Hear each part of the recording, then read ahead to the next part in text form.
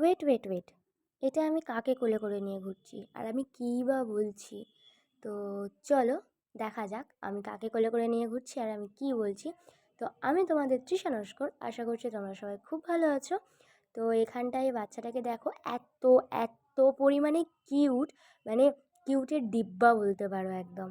তো এখানে আমি ওকে তাকাতে বলছিলাম ক্যামেরার দিকে, ও কিছুতেই তাকাতে চাইছিল না। দেন লাস্টে যখন তাকালো তখন ফোনটা নিয়ে নিতে চাইছিল।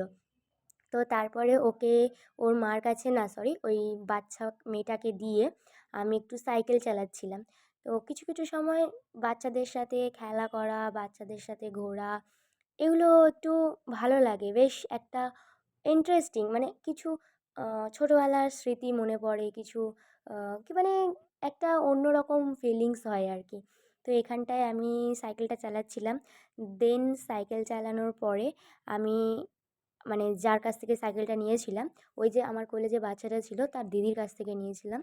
তো তাকে আবার সাইকেলটা দিয়ে দিয়েছি। তো দেন হেঁটে হেঁটে আমি যখন আসছিলাম, এই বোনটা এখানে সাইকেল চালানো শিখছিল।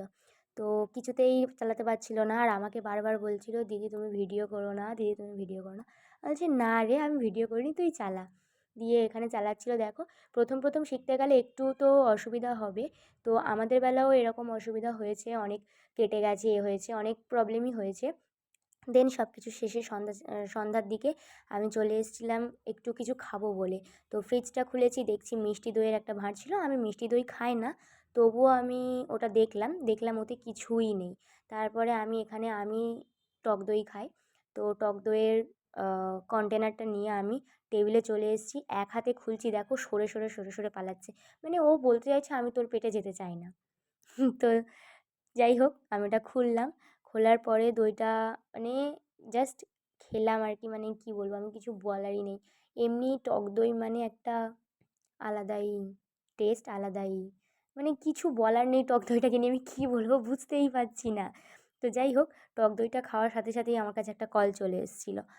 মানে কল করে আমাকে বলা হচ্ছে যে দোকানে কেউ নেই, মানু তুই তাড়াতাড়ি চলে আয়। হ্যাঁ, আমাকে বাড়িতে সবাই মানু বলে ডাকে।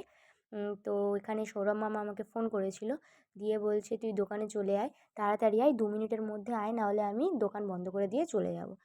তো এখানটায় আমার কিছু করার ছিল না। আমি তাড়াতাড়ি যেটা পড়েছিলাম সেটা পরেই দোকানে চলে গেছি। দেখো এটা হচ্ছে আমাদের সেকেন্ড দোকান। তো প্রথম যে দোকানটা সেটাতে তোমরা আগে ভিডিও দেখে থাকবে, যদি না দেখে থাকো আমি দিয়ে দেবো। তো চলো আজকের মতো টাটা, দেখা হচ্ছে নেক্সট ভিডিওতে।